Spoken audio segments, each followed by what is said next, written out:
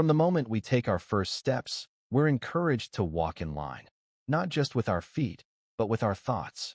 We're taught to obey quietly, to follow tradition, to mirror the voices of those before us. We're praised not for originality, but for compliance. And so, without realizing it, we begin to trade the discomfort of thinking for the comfort of belonging.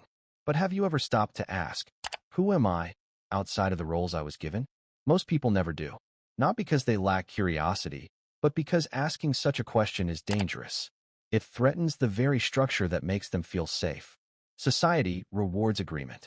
It punishes divergence. And so we adapt. We shrink. We repeat things we don't believe, laugh at jokes that make us uncomfortable, agree in meetings where we're screaming inside. Not because we're fake, but because we're afraid to lose connection, afraid to be cast out. This is what Nietzsche called the herd. Not just a group of people, but a psychological system, a moral ecosystem where safety is exchanged for silence, where comfort is bought at the price of curiosity. The herd doesn't ask you to think. It asks you to conform. And it does this gently. No one forces you. You slowly learn that those who speak differently get labeled difficult. That questioning authority is seen as disrespect. That feeling differently makes you too sensitive or too intense. And so you stop. Not all at once. Slowly, thought by thought, until the voice in your head is no longer your own, but a remix of everyone else's expectations. But here's the twist Nietzsche forces us to confront. The real prison isn't built with stone or iron. It's built with praise, with approval, with applause for being a good person as defined by others. To leave this system, to step outside, doesn't require rebellion in the dramatic sense. You don't need to burn bridges or shout your truth from rooftops. Most often, the break comes quietly, in exhaustion, in that strange, aching sense that your life is no longer yours. That's when it begins. At first, it feels like betrayal. You start saying no to things everyone else celebrates. You stop laughing at the jokes. You no longer rush to explain yourself. And people notice. Not enemies, friends, family. They start asking, are you okay? Why are you so distant? Why can't you just be normal again? But it's not about distance. It's about return. You're not walking away from people. You're walking back to yourself. This is the moment Nietzsche described not as rebellion, but as awakening. When the illusions of the herd stop feeling like truth. When obedience no longer feels noble. When the applause starts sounding hollow. Yet this awakening carries a cost. Freedom, contrary to popular belief, doesn't feel like sunshine. It feels like exile. You're not celebrated for your clarity, you're punished. Not because you're wrong, but because you make others uncomfortable. Your refusal to play along exposes their own compromises. And no one likes a mirror they didn't ask for. So here's the paradox. The freer you become, the lonelier you feel, at least in the beginning. But Nietzsche offers a deeper insight. This loneliness, this discomfort, this friction isn't failure. It's a sign you're alive. That you're no longer sleepwalking through life with a borrowed script. That you've stepped into the terrifying, beautiful space where your thoughts are finally your own. And that, no matter how isolating, is where real integrity begins. The first step outside the herd isn't loud. It's not some grand act of rebellion. It's a quiet rupture. A moment that whispers, I no longer belong here. It often happens in the most ordinary situations. At a dinner party, you feel out of sync. In a conversation, you nod along, but something in you disconnects. In the group chat, you scroll past their excitement, untouched. You don't show discontent. You even smile. But deep inside, something breaks, a whisper that says, enough. Enough of the performance. Enough of the pretending. Enough of becoming what others approve of. You begin to ask, the version of me that they love, is that really me? Nietzsche called this the beginning of transvaluation of values. He believed that most of what we call virtue isn't virtue at all. It's domestication. We obey not because we're good, but because we're afraid. We stay silent not out of wisdom, but because we were punished when we spoke. And the system that raised us learned a secret. Guilt is the most silent, most effective form of control. You don't challenge your family because they sacrificed so much. You don't question tradition because it's what everyone does. You don't say no because you don't want to be ungrateful. So you learn to suppress. Suppress anger, doubt, confusion, curiosity. You become a reasonable person, a good person, a well-adjusted adult. But slowly, you also become a person who can't think for themselves. You survive the system, but lose your voice in the process. This is what Nietzsche feared most. Not oppression from the outside, but moral sedation from within. People aren't destroyed by tyrants. They're destroyed by the soft numbness of being good. They don't even notice the cage, because the bars are made of praise. He warned us. When morality becomes obligation, guilt becomes the method. The morality of the herd turns obedience into a virtue, and guilt into its guard dog. You're trained to feel bad, not just for doing wrong, but for even thinking differently. And so the first real revolution is not in action, but in the moment you can no longer live by someone else's script.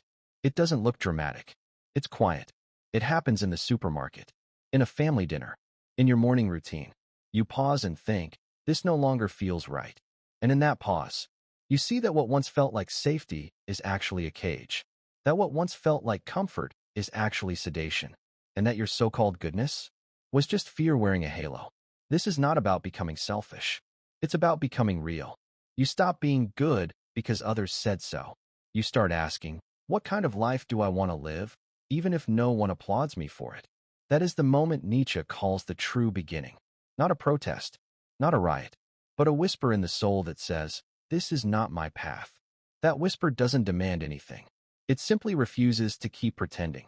And that refusal, silent, invisible, deeply honest, is the first real step toward becoming free. So you've taken the first step. You stopped pretending. You've dared to think for yourself. But here's the cruel twist. The world won't congratulate you. It will turn on you. Not with pitchforks, but with confusion, with silence, with polite distance. You'll notice it in their eyes. That subtle shift from recognition to suspicion. You haven't become dangerous. You've become inconvenient. You were easier when you nodded, when you agreed, when you wore the mask of agreement, the smile of obedience. But now, your existence alone disrupts the story they tell themselves. You no longer speak their language. The language of empty niceties, recycled morals, and unquestioned habits. And that's terrifying to them. Nietzsche saw this clearly. The moment you step outside the herd, even if you don't speak, you become a mirror, a reflection of the freedom they didn't choose, a silent reminder that they've settled, and no one can stand for long. The reflection of what they could have been but chose not to be. So they'll label you arrogant, cold, detached, not because you are, but because labeling you protects them from questioning themselves. You'll hear things like, you've changed, you're distant, you think you're better than us? No, you've just stopped betraying yourself. And in a world where belonging is bought with self-erasure, choosing authenticity feels like betrayal. But here's what Nietzsche understood. This pain is proof. You're not on the wrong path. You're finally on your path. Because if no one is uncomfortable, you're probably still hiding. If no one is pushing back, you're probably still playing their game. It's in this rejection that your strength is tested. Not the strength of aggression, not the strength of dominance, but the strength of stillness. The strength to not go back, to sit in the discomfort, to walk alone without shrinking, to say, I see the cost, I feel the ache, but I won't trade my truth for acceptance. This is where many turn back, not because they were wrong, but because solitude feels too heavy. But what Nietzsche called the desert, this space between who you were and who you're becoming, is not a punishment. It's a forging ground. And slowly, in that desert, you realize something extraordinary. You no longer need to be understood. You no longer crave applause. You no longer fear being misread. Because your compass has moved inward. Your clarity no longer depends on someone else's validation. And that is the beginning of real freedom. So what happens next? You've left the herd. You've endured the silence. You've survived the judgment. But now, you stand in unfamiliar territory. There are no signs, no maps, no applause, only the soft, slow pulse of your own truth, asking to be followed. And this is the birth of something rare. Not rebellion, creation, not rejection for its own sake, but the start of a new center of gravity, one that comes from within. Nietzsche didn't stop at breaking the herd. He called us to something even harder, to become what he called the Übermensch, the overman. But forget the grand labels for a second. What he meant was this. Stop waiting for someone else to define you. Stop living in reaction. Stop using your pain as proof you're awake. Start building. Build a life that reflects your clarity. Build values that are yours, not inherited, not borrowed. Build relationships that don't demand masks. Build a rhythm of living that makes sense, even if no one else sees the melody. This new path is quieter, not because you've given up, but because you've finally stopped explaining. You no longer perform. You live. You no longer chase meaning. You shape it. And that's when something miraculous happens. You become whole. Not perfect, not untouchable, but consistent, from the inside out. And ironically, that's when others notice. Not because you seek attention, but because there's a stillness in you they didn't know was possible. A calm that doesn't waver under pressure. A presence that doesn't beg to be liked. A direction that needs no external permission. You become dangerous again, not to the world, but to the illusions that keep it asleep. Your very being becomes a statement, not one shouted, but lived. And that's where Nietzsche's truth settles in. The goal isn't to be accepted. It's to be so grounded in your own becoming that the need for acceptance disappears. The world might never understand. But you are no longer lost. You are your own compass, your own witness, your own guide. And that is freedom.